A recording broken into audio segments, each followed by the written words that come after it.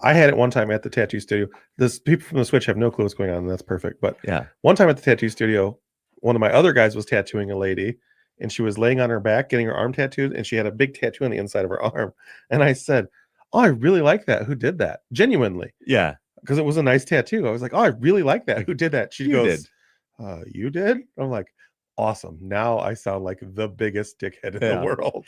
Yeah, I did a pretty good job. Hey, Simone made it, and she was one of the first ones. Good job, I Simone. don't know if you know how I feel about Simone, but yeah, Zach's still mad at you, Simone. We're not friends. Mm-hmm. Like a lot of these people. Let's try to examine what Janet's got going in the back. Oh, she's blocking the background. I really like the colorfulness of that pillow back there. It's a fun pillow, isn't it? Yeah. You know, I started out serious, went ridiculous midway through. Yeah. I like that. Apologies. Is that the direction it should be going? Should we clean it up? Speaking of pillows, so on my trip this weekend, so I got for the back of my truck. By the way, anybody that ever has a truck and goes camping, this is the best of it. It's $100 on Amazon. I bought a truck tent. You just pop it up and slide. Oh yeah, yeah. That's slide so it in the cool. bed of your truck. It was so cool and so easy, Yeah. and it wasn't like on the ground. And I just threw a cot in the back, and then Mac and I slept in the. You just run the little piping right off your tailpipe so you can stay warm. Yeah, stay warm like that. Mm-hmm. No, we slept there, and it was like 2 a.m. I had to get up to pee, and so I unzipped the tent and get out, and it was because Mac woke me up. He started like nosing me in the nose, and he was like making noises, like not a cry, but he was like, and he was like kept like rubbing his nose on me. I'm like, dude, what is going on? So and then I had, of course, because I'm 100 years old, I had to pee immediately.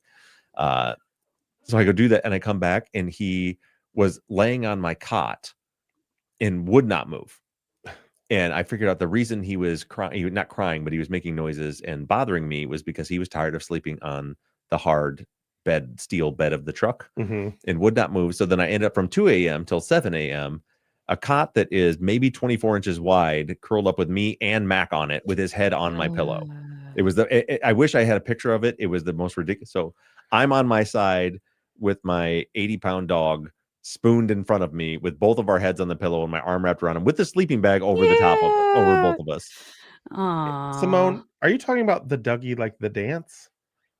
Yeah, I keep seeing Dougie. What's going on there? Yeah, if it's the Dougie, it's spelled like the name. I'm like it's a name. How do you spell the name Dougie?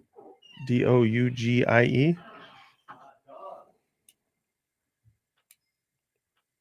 You know, no big deal. I want my son's middle name is Douglas, and I wanted to spell it Dugless because I thought that would have been funny to me. Douglas, like Douglas. Absent one Doug. Yes. Yeah. That'd have been funny to me, but it didn't happen. But I also wanted to name him Basket, and my wife wouldn't let me do that either. So my wife had legitimately told the nurse. She told the nurse in the birthing room that if she was unable to name the child, to not let me name the child because I was going to name him Basket. Sucks. And he would have been. It might be a little close to Blanket for me. Yeah, but he would have been Basket Weaver. See, that's how it's classy. It's classy. That's a good thing Michelle's maiden name wasn't Case. Yeah, that'd have been. Yeah. Basket Case Weaver. Would have been good. Would suit him. Would absolutely suit him. I mean, I'm not sure that you're thinking through that kids don't want to have pun names. Yep, there it is. There it is. Be happy that you are thousands of miles away, or however many it is. Agreed that I don't know how many hundreds or thousands of miles away are. All of a sudden, real tired. That's a chuck roast talking. It is. That chuck roast wore me out. It put stringy meat in my teeth. Stringy meat. Made me tired. All right, we should so because due to the tiredness and the hour of the day, I think we should probably start the big show. You guys ready to do that? Lahoy, friends. Okay, so first let's go ahead and end this Patreon pregame. Pre-gamers, we love you guys, and we'll talk to you guys next week. Well, fuck off. That's right. First of all, I love you. Bye. First of all, that's not nice, and you coughed. Wow. There we go. Wow. All right, are we? I'm feeling froggy. Yes. Jenny, you look like you're intently. I'm pulling up the outline, y'all. I had it up, but then it bounced. Do you know what a peeve of mine is? Real quick. A peeve? A peeve.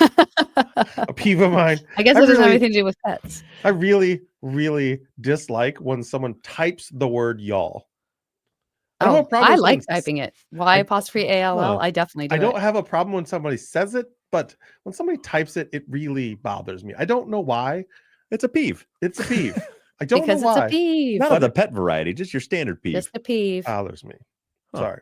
No Sorry to kidding. make you so Continue. peeved. All right. Did someone do that in the chat? Who are you mad at? No, Janet just said y'all. She said I'm pulling up the Yeah. outline Oh, I wall. definitely write y'all. Mm-hmm. Oh, all right. You ready to hit record, JV? Yep. I'm rolling. I'm also rolling. Me too. 1, 2, 3. Y'all. Well played. Should I just y'all friends? Ahoy, friends. Thank you for tuning into Truth and Justice. You are listening to the Friday follow-up for season 17, episode 13. This week we took a look at Shanita's police interview. We heard about a trip to look for the murder weapon, as well as Terrell's arrest. While this episode filled in some gaps, it also raised some questions. And today I'm joined by Bob and Janet to discuss all of these things. But before we get into that, do we have any housekeeping? Yeah. Housekeeping schedule thing we got coming up. So just to give you guys a heads up, there is not going to be a main episode or a follow-up this week. So there won't be a main episode Sunday. We're taking a week off, and it's just a scheduling issue. Erica's got some things with her college and her other scheduling where she can't get into edit. I've got a bunch of things that I've got going on this week with my kid, and it was just kind of a game day decision right before we got on the stream here today that we were just trying to figure out how we could work all this out, and with Zach and Janet and everybody, and decided we're just going to take this week off. Let us regroup and catch up. So we'll have the week off probably. Couple things though. There may be an episode on Sunday. So I just literally an hour before we started recording tonight, a witness from one of our previous cases somehow found the show, found us and our website, and reached out to me and said they'd like to talk to me. And so I'm trying to make arrangements with them to come on and do an interview. So if that happens, it'll be it won't be a perfectly edited masterpiece like Erica usually puts together, but we'll just if I can get that interview done, we'll probably put that out as a bonus on Sunday. Otherwise there won't be anything this Sunday. So our next episode after this one will be next Sunday, which I think is the, let's say, 18th, perhaps the 19th. The 19th. It's the 19th. Yep. So that'll be the next episode coming out there. But for all you patrons, what we are going to do next week is Zach, Janet, and I are going to do just a pregame hour for you guys. So there won't, for those of you that aren't patrons, don't worry about it. It's not, we don't, in those pregame shows, we don't discuss the case or anything like that. It's literally just an hour of us doing a live stream with the patrons where we just kind of shoot the shit and just talk about our lives and things like that. But so we will be doing that next week, probably Wednesday, but there won't be any normal episode next week. So just wanted to let everyone know about that, and make sure you check your feed. Of course, I'll put it out on social media also if I do get that interview to put out on Sunday. Otherwise, after this episode, we'll talk to you guys next Sunday. And with that, I don't think there's any other major housekeeping going. We've got some stuff going on with some of our previous cases right now, but nothing I can share right now. But I just, I'll say there's some good things happening that hopefully we'll have some good breaking news for a couple of our previous seasons coming up soon. Now back to this one. This episode was kind of a weird one to write because, like I mentioned, it was just kind of filling in some gaps to try to figure out exactly how all this transpired. I personally feel like now I have a real good idea of the timeline and how things happened. So first things first, I know we don't have a whole lot of listener questions, but what did you guys think of the episode? And particularly what I decided to call the title of the episode, Chris's words, when he was asked by the attorney, Mr. Ruff, weirdly in the transcript, if those cops just decided they would let somebody get away with murder. JV, if you want to go first.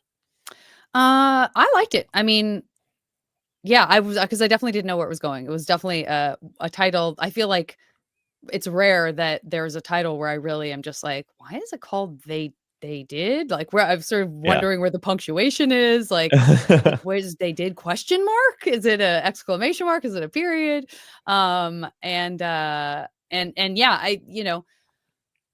yeah, it was. It's hard. These every time we get to this point in a case, and it seems like it's very often because of the nature of what you do, in some ways it's the hardest part. Like in the same way that it's very difficult for me to watch. I mean, not in the same way, but certainly I'm sure this is relatable to other people in the way where like sometimes I can't watch a movie where the one main character knows the truth and everyone else thinks that character is crazy, or everyone else is, it's just a race against time because the person you care about the most is being done wrong left and right. And it's just so anxiety inducing.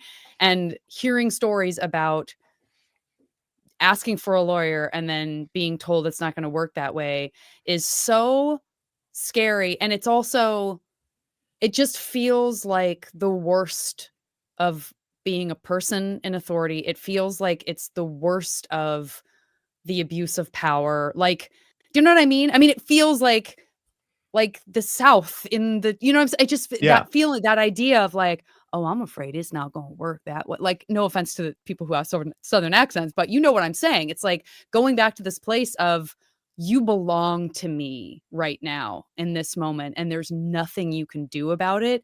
And that is one of the most unpleasant, upsetting, and scary things to think about, to hear about, to know about. And it's very, very distressing to imagine that scenario. And I feel that anxiety, and I felt it the entire episode. Yeah, and I forgot that you weren't here last week to talk about the Chris's second No, I interview where we wasn't. went through that stuff. But yeah, it's like I said in the episode, I said in the follow-up last week, like that was terrifying to me, just kind of putting myself in those shoes. Like, what are you going to do? Like, what do you do when you do the thing you're supposed to do? I want a lawyer. And they're like, nope, you're just going to keep sitting here, and we're going to put your wife in prison, and we're going to send your kid to foster care if you don't do something, if you don't do what I want you to do. Well, I want a lawyer. Nope. And that happens. Like, I'm sure there are many people who've walked through life who do hear us, express that dismay and are just like, oh, you guys don't know like, you have no idea. Yeah. Because there are bad actors out there where it's just like, that's a day's work. And especially when you were in an environment, it shouldn't have been back then, but where, a lot of these departments didn't have policies to where they have to record everything. It just opens so many doors for that kind of corruption. What do you think about this one, Zach? Well, I think truly it shows a pattern of behavior for these detectives. It shows that they will go, above and beyond to get the answers they want.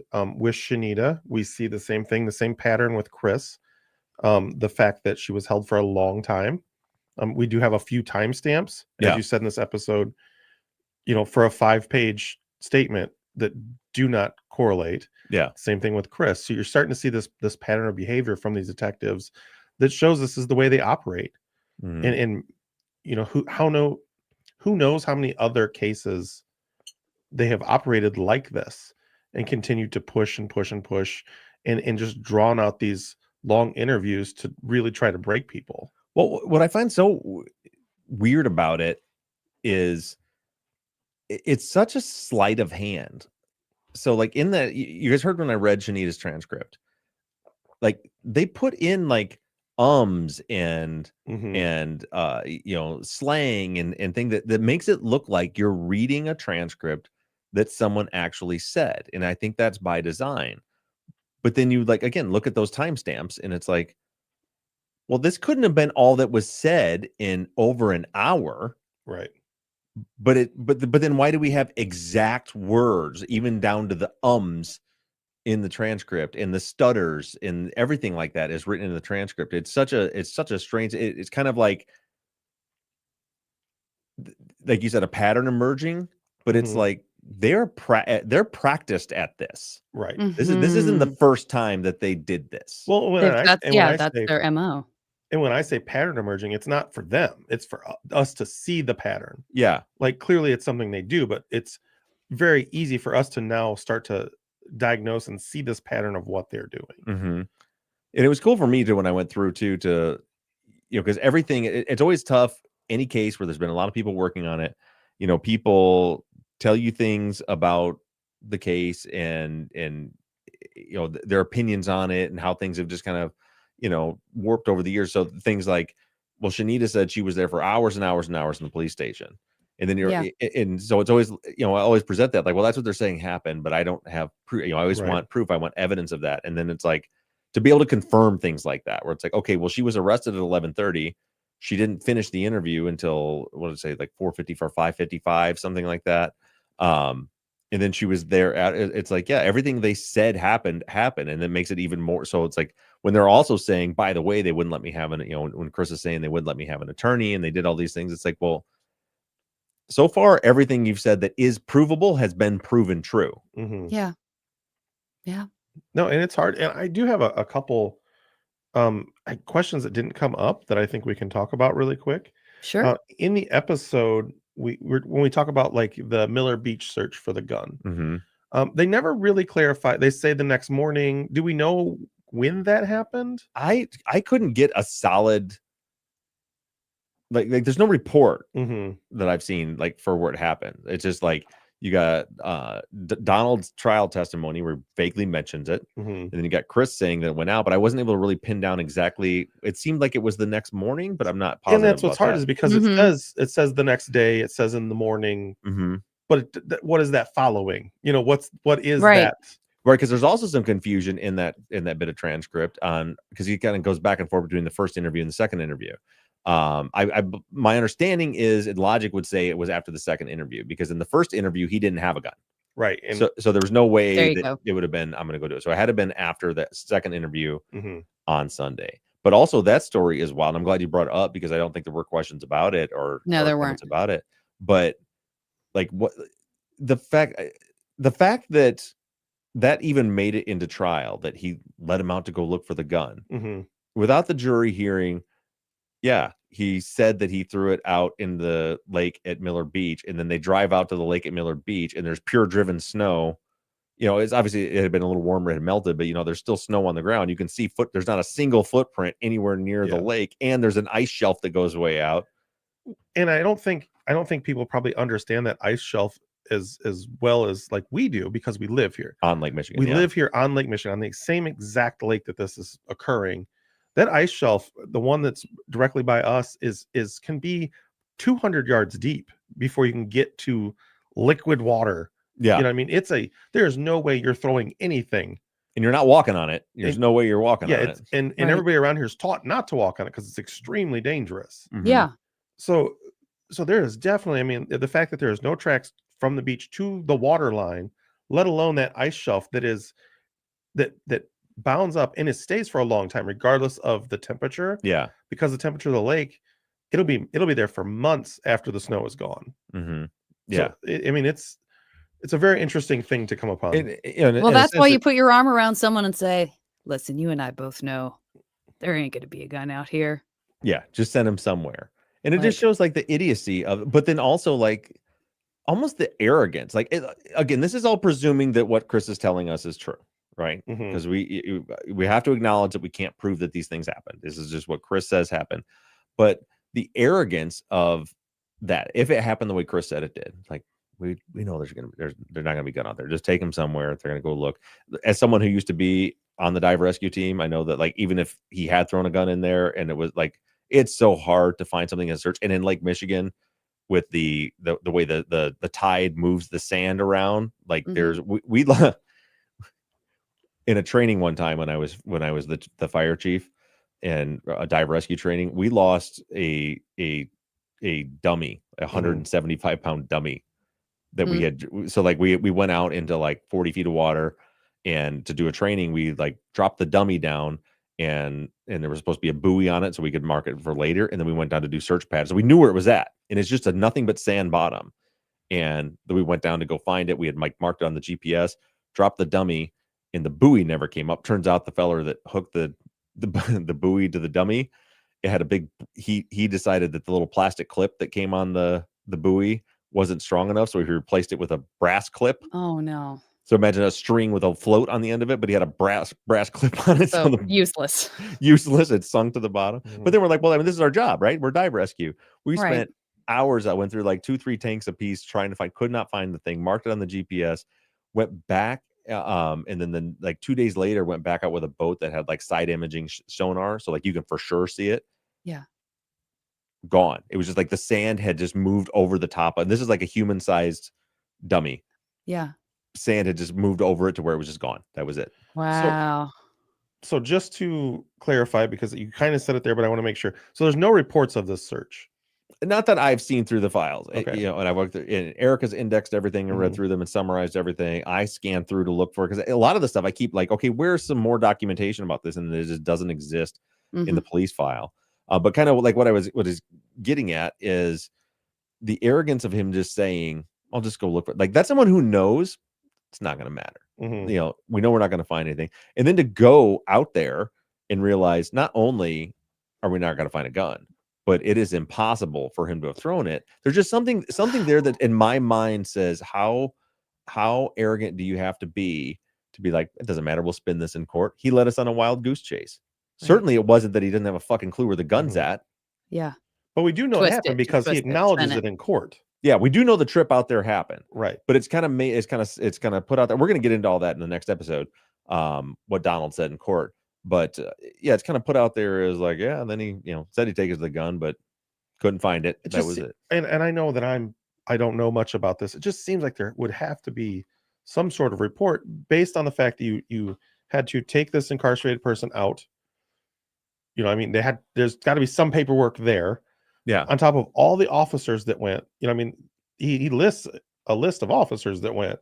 Right. All of whom, by the way, could have been doing something else for a city that is taxed with a high crime rate and a high murder rate. Like maybe investigating this murder would have been a good start. Right? Yeah. Like, don't tell me that you don't have the funds or the man hours for it when if this is true, you're spending this much time and energy and manpower in assembling the dive rescue team, which is no small feat. Like, and it's expensive. Yeah. That's our taxpayers' money. Like, what? Yeah, it's absolutely completely insane. And the way they just were able to take every little thing and just spin it in their favor in front of the jury is Olivia in our live chat just said, seeing as how hard it is to for cases to be overturned on appeal just makes things like this even harder to stomach. And absolutely, that's like, Olivia. Yeah, it's like when you cut corners and cheat and lie to get someone convicted, knowing that once they are convicted, it's so close to impossible to undo that, is gut wrenching. Yeah. The only other thing that I wrote down that I also do not really see in the questions is when Graddick is talking, or when Chris is talking about Graddick saying he's going to suppress the statement, all of this. And it's so, I mean, I want to believe Chris because everything he seems to be telling us seems to be true, but it's so like just up in the air of what no one knows what was really said or done. And it's hard. Yeah. And I'm going to get, because I've got to go through all those pretrial motions to see, but that didn't surprise me at all. You know, for a lot, because we've had cases we've worked on where attorneys have been like, I'm going to get this thing thrown out in a couple weeks. I'm going to do da. And they're still in prison years later. Yeah. Right. So yeah, I mean, it seems like this would be an obvious thing. My guess is probably he filed a motion to suppress it. Okay. And it got denied. I would assume if he didn't, I feel like he would, because I haven't been through all those appeals documents and stuff too yet. That's all stuff that we have yet to come. So it's kind of tricky because we're kind of referencing some of it because it's the one place where we have Chris telling a story of what happened. Right. But yeah, that would be my assumption, is that if they had filed an ineffective assistance of counsel claim, which is where a lot of this transcript comes from, and it was part of the PCR hearing, was that the counsel was ineffective. Like I said, you know, and Graddick just threw him under the bus. Is like, no, I told him he should take the deal. You know, try to get him to. And I wonder what the deal was. I mean, is there any way to find out what they offered? Yeah, it said it in there. And again, we'll cover it later. But just I believe it was something like 80 years. Okay. You know, basically they, you know, instead of 5 life sentences, you know, or 500-year sentences, is, you know, you can plead down to 80 years or something like that. And I said it's a little nuanced because in Chris's own testimony, I think that's probably part of the reason why it wasn't successful. As he said, I was never going to take the deal. I told him I wasn't going to take the deal. But that's hard to see that as a deal anyway. Yeah. Yeah. You're a 21-year-old about that. Yeah. 21-year-old kid, and they're going to tell you we're going to lock you up. Right. And that's why that's why I was curious as to what the deal actually was. Yeah. And it was one of those, I'm sure it was one of those, I think it was 80 years. I could be wrong. It's something like, it was a lot. Mm-hmm. But I'm sure it was something like, it's 80 years with good time. You get out in 40. You'll only be 60 years old. You still have some life to live. You know, it's probably something like that. Right.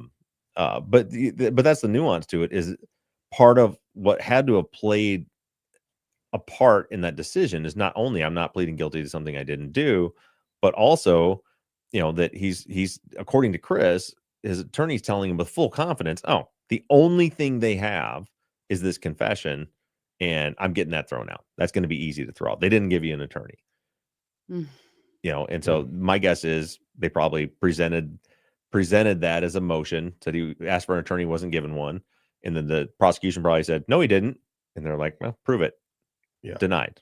I think it was probably that easy. But the frustrating part is Braddock should have known that. He should, like, if indeed he spoke with confidence that he was going to get this thing thrown out, he should have fucking known better than that. Like, there's no way that was going to get thrown out based on the person saying the person when they're presenting where they signed off their Miranda warnings and them claiming that they had asked for an attorney, but the Miranda warning comes before the actual statement. There's just no way that's going to get thrown out. It looks tough. Looks bad. Well, that was something that Nancy had asked in our questions is there some similar case law to Brady about excluding testimony if a lawyer is denied after asking for one? But if you can't prove that conversation ever happened.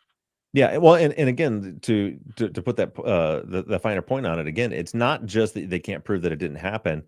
They have where Chris signed off the Miranda waiver. Now, we heard, that's part of why I wanted you guys to hear the whole story. What Chris said happened is because, you know, he's like, there was hours and hours and hours and hours of him saying, no, I want a lawyer. No, I want a lawyer. And according to him, it was when they made very clear to him that he wasn't getting a lawyer and he wasn't leaving that room until he signed the Miranda waiver, and that they were going to put his girlfriend in prison or in jail if he didn't sign the Miranda waiver.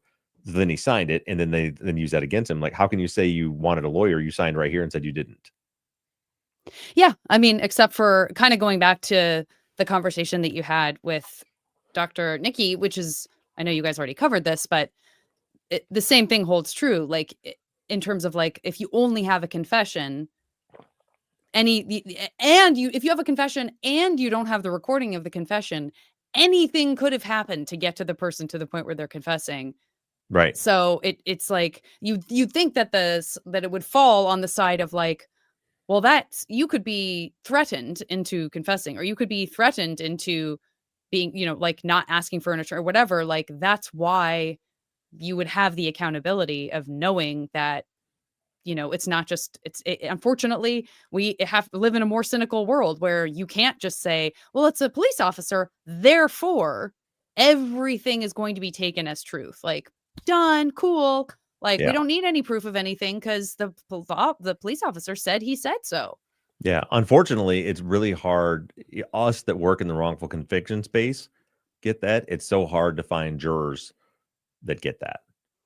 And you know, because I think they do look at it just like that. They look at it like, well, the cop said he said that, and of course, this guy who confessed. And then keep in mind, and I don't know if it was we only have a couple questions. I'm already jumping ahead of them, but one of them was kind of asking, or even just kind of making the statement, like, how the hell did he get convicted? I can't believe with what we're hearing, how could he possibly have got convicted?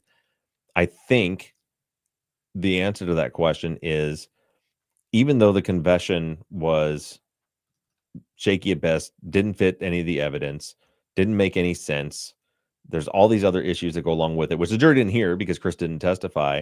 But then you had Larry. They've had, you know, Larry's testimony was the linchpin of the case, because you might get him past the confession, but you're not getting him past a confession coupled with Larry Brooks coming in saying it was Chris Bynum that did it. Yeah. Yeah, I mean, that makes sense. Yeah, that was Olivia and Kristen were both just kind of in that space of, like, how. Yeah, and Colin asked too, as we are talking about these conflicting statements and other things, everyone's sort of were grasping for, like, what else could his attorney have done, brought to the table. so that some attention could have been brought to this. Colin says, might be getting a bit ahead here, but did the prosecutor present Chris's second statement as what they believed happened, with Amp being involved in the ballpark shooting, or change the narrative completely and just use Chris's statement to show his involvement? So if you're in a position where you do have someone saying things that don't line up and things that don't add up, do you get to just like pick and choose and sort of create the story that best serves you? They do, kind of, with their opening and closing statements, which the phase we're moving into now is actually going through like the trial transcripts, how the case was presented to the jury. So I don't want to get too far ahead of that, but kind of the state is able to, in their opening and closing statements that aren't evidence, they're able to be like, listen, he admitted he was there. He admitted he shot 3 of them. He admitted he had the gun. Of course, he's going to try to lessen his involvement in things and put it on somebody else. But we know he was there. Larry Brooks told you he was there. He told you he was there. He told you he fired the gun.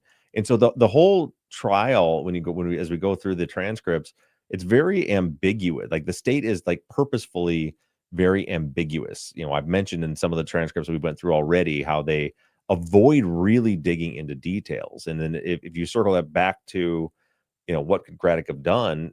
When I'm reading the transcripts, it's like, why don't you pin down how, the actual facts of the case? And I don't think he knew them. I really don't. I really don't think he knew the specifics, as far as the crime scene reconstruction and how things happen. Like, but again, there's always this. I was going to say that, well, you have this witness that said Amp never left the house, the one witness, and that he heard 2 guys in there, committing this crime.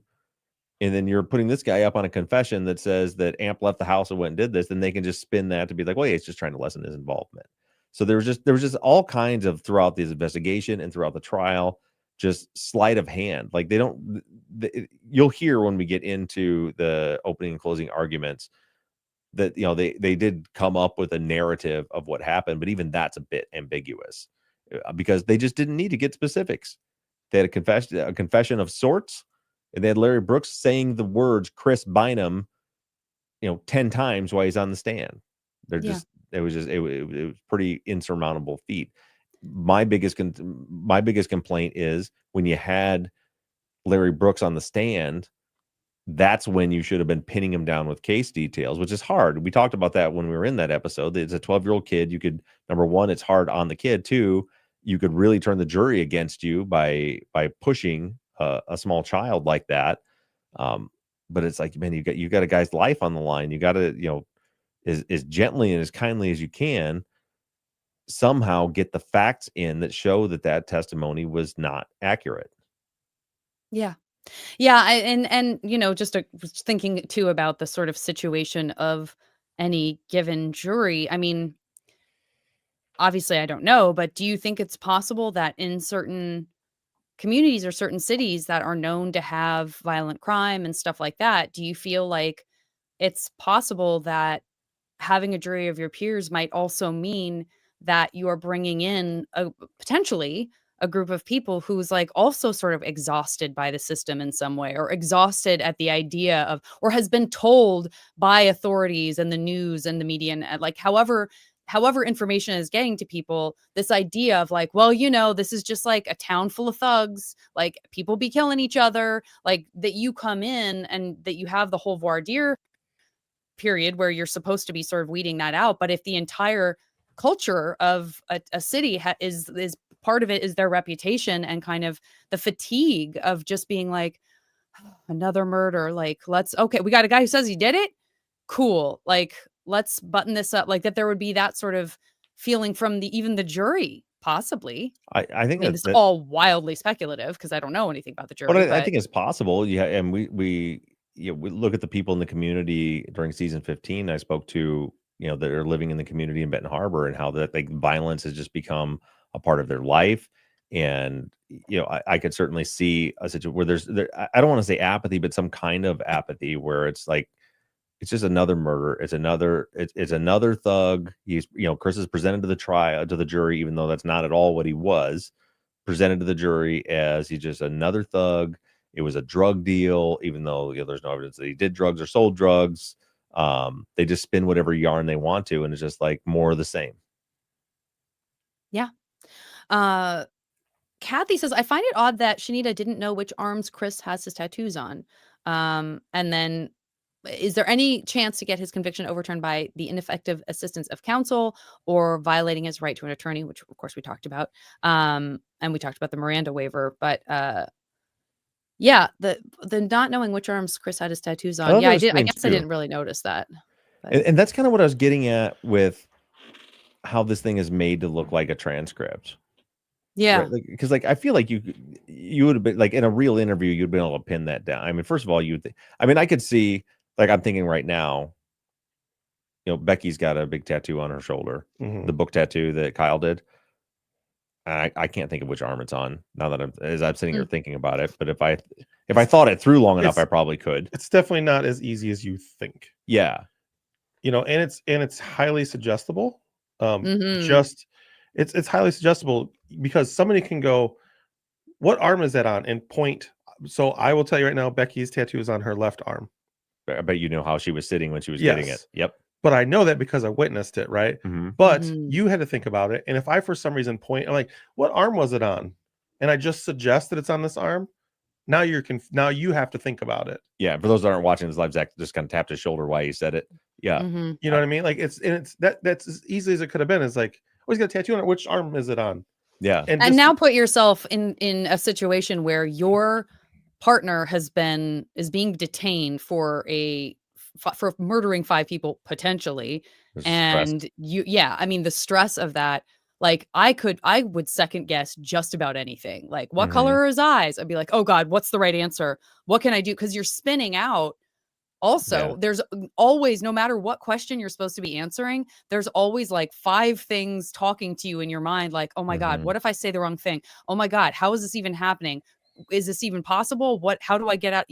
So you're not even like, you can't give it 100% of your attention and your memory because you're going crazy, And it's so funny is like, we're having the conversation. I'm thinking back, I'm trying to think of where Becky's tattoos are. Then I remembered I have a tattoo that's on my chest that kind of goes up the side of my neck. And I constantly have to be like, is it on it's on the left, but I forget what side it's on my chest all the time. Yeah. So at first I thought, that is weird. It's weird the way the transcript's written, but as we talk about it, I'm like, actually, it's not that weird because I'm just taking your word for it that Becky's tattoo is on her left shoulder, but I really don't know. And I may be wrong, but I remember it being on her left shoulder. But that's how easy it is. Yeah. I mean, that's how this is way off, but I literally had a tattooer ask me how the tattoo healed that he did on me and pointed to the wrong leg. Yeah. And I rolled that pant leg up. Because you forgot where it's at. Because I forgot where it's at. Yeah. You know what I mean? Like, I was like, oh shit, not even there. And it's on my body. Yeah. So I don't think it's as strange as we think. Based on like what Jan is talking about, the stress of it, and just in general, like you think, like obviously you see it every day, but do you really think about, is it right or left? Especially because if you listen to it, Chris had several tattoos, and I think that makes it even more difficult. Because it's not like he's got one tattoo on his arm and it's on the one arm. But also it's like when you think about looking at someone else, like it's confusing for you because when you see it, often you're looking into a mirror. So that already like flips something in a weird way. Yeah. Because you're looking at it on your right, but really that means it's on your left. And it's kind of the same looking at another human being. Like knowing that, like I just had that situation where I was watching something, I was watching a show where, as tends to happen on many shows, this is kind of a segue. I mean, a kind of a wild side trip, but we don't have that many questions. Where someone was drugging someone's drink, right, in this scene, and because of the way she was standing, when she like drugged the drink, and then she picked up the glasses and walked across the room. I had to like watch it twice to make sure that the hand that I thought that she used to hand off to the person was the same hand. And it was only because she turned around. Like that was enough to make me go like, wait, which glass is it in?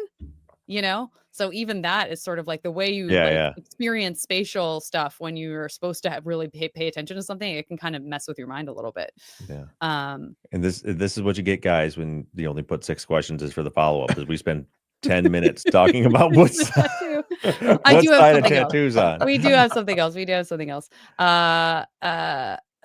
Charla says, do we know anything about the probation violation Chris was supposedly arrested for on February 18th? Or was it probably just a way to hold him in custody?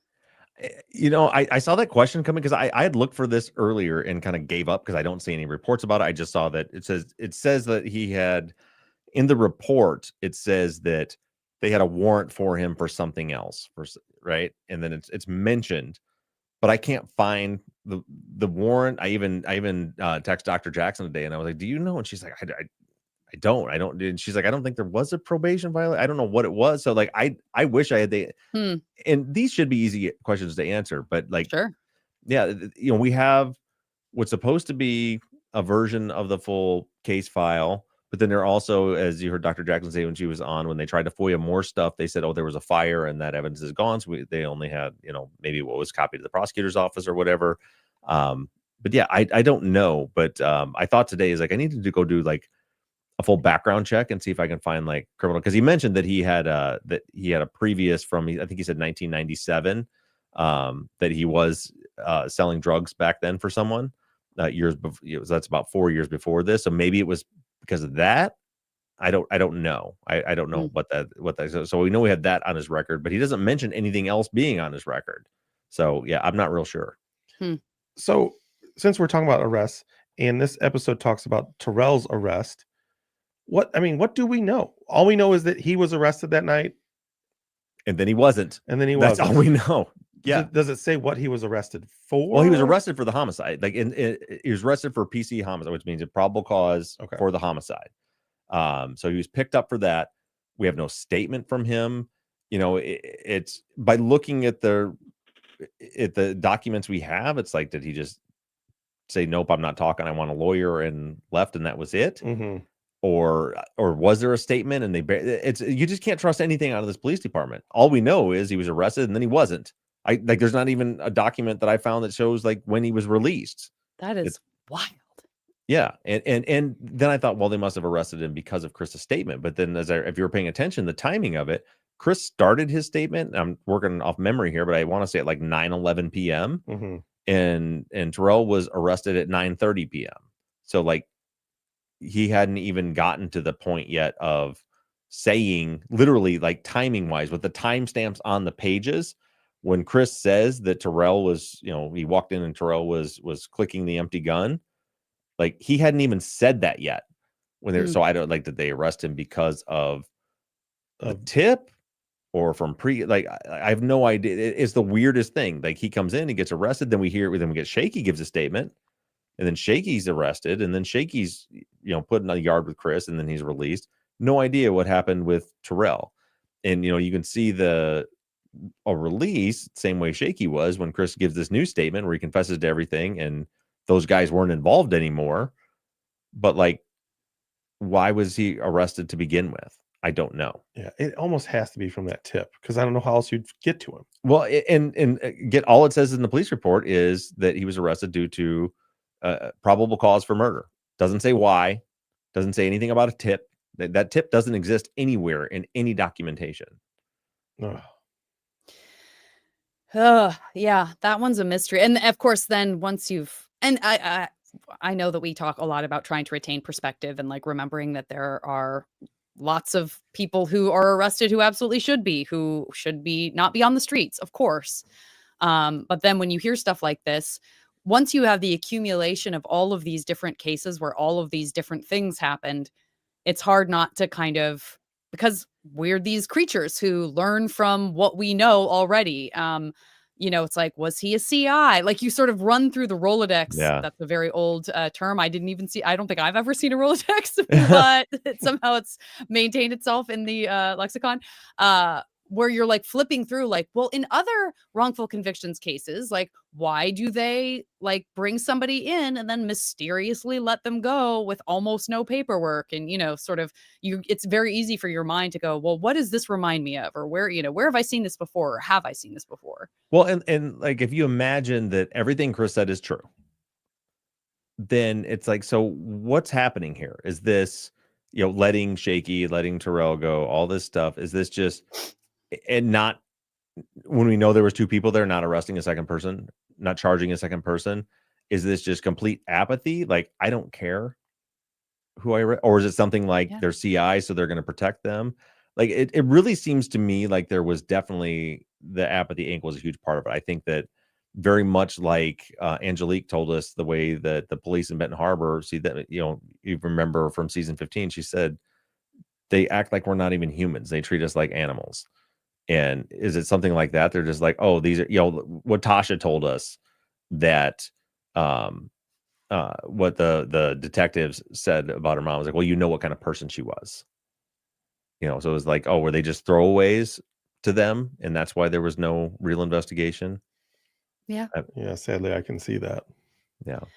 The last thing I have is from Simone, and I just saved it for last because I do know that this is something I listened to the follow-up. Of course, I wasn't on the follow-up last week, but I did listen to it. So I know you guys did talk about the difference between and how a police officer can even manipulate the way that you mention an attorney, or Simone says, I wonder if he did mention needing attorney versus actually asking, because it is that common loophole. And I know you guys did touch on that last week, the idea of what they will do to you, even if you say, I think I might need an attorney, that I believe you, Bob, said, that they'll use that. They'll be like, wow, you think you need an attorney, huh? Because it'd be so much easier if you just talk to us. Yeah. Listen, you getting an attorney, that's a real bad look. Are you sure you don't want to just come clean now? Because you could just come clean now and just even that, like, even if you do, and then taking that all the way to the conclusion of like even actually doing what you're supposed to do and not getting it. Yeah, all they got to do is get you talking again after you said you might want an attorney, and now you've kind of invalidated that. But usually when that comes in is in a recorded interview. So that's the difference here. So in a recorded interview, it's come up, say, with Sandy Melgar, it was a good example of that, where she keeps saying, I think I should get an attorney. I think I should get an attorney.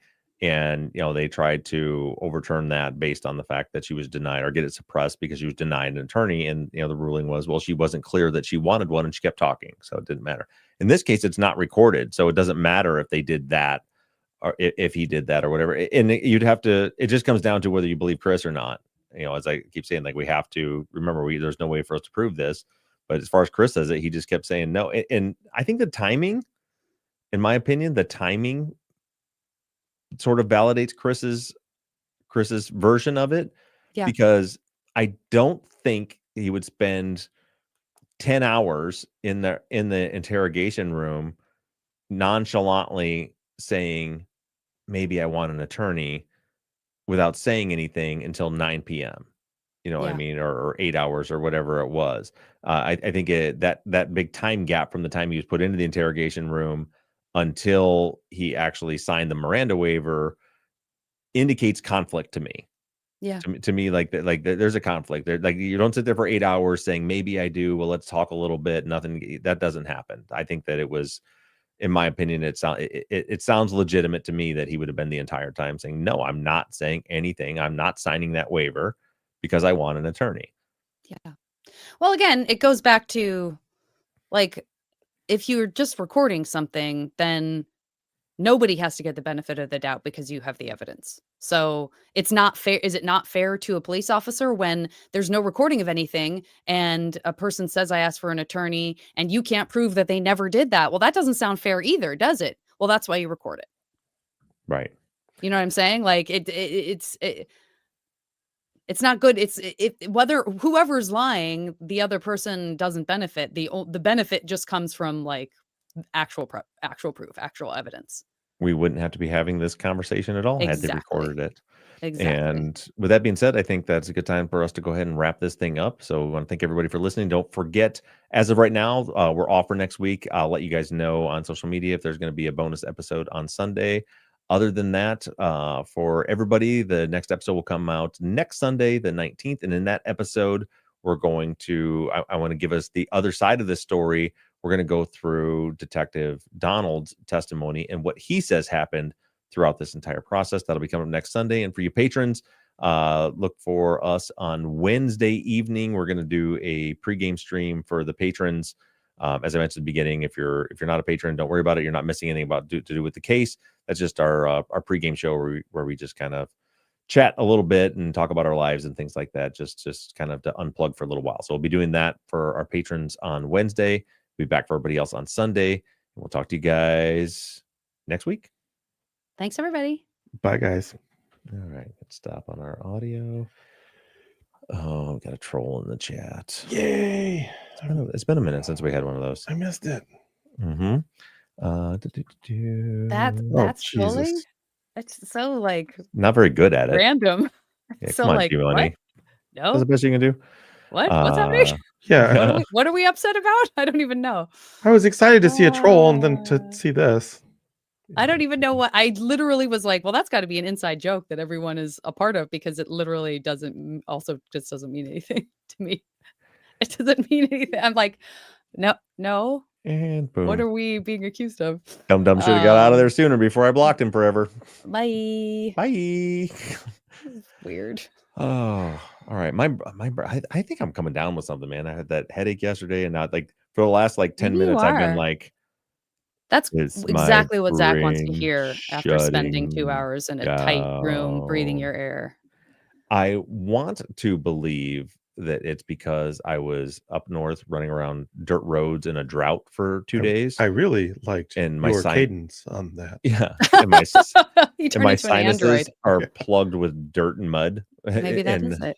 Yeah, because that's what it feels like. My head feels like a balloon. So with that being said, we're gonna end this stream. We love you guys. Mo, I'm sure I've seen a Rolodex. I just have a bad memory because I'm old. So she can't find it in her Rolodex. I can't find it in my Rolodex of memories. Stupid. I can't find it. Bye guys.